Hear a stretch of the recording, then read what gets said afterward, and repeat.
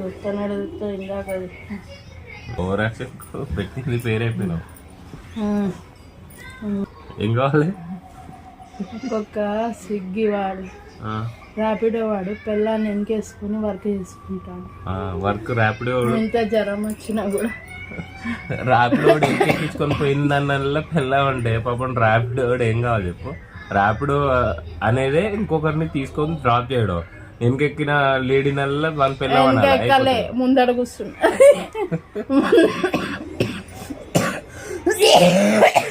స్విగ్గీలో ఎవరు ఎక్కుతారు?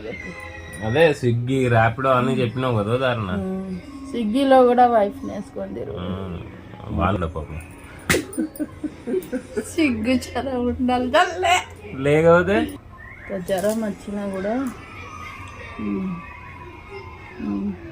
టాబ్లెట్లు వేసుకోవాలి, తీసుకొచ్చేయాలి టాబ్లెట్.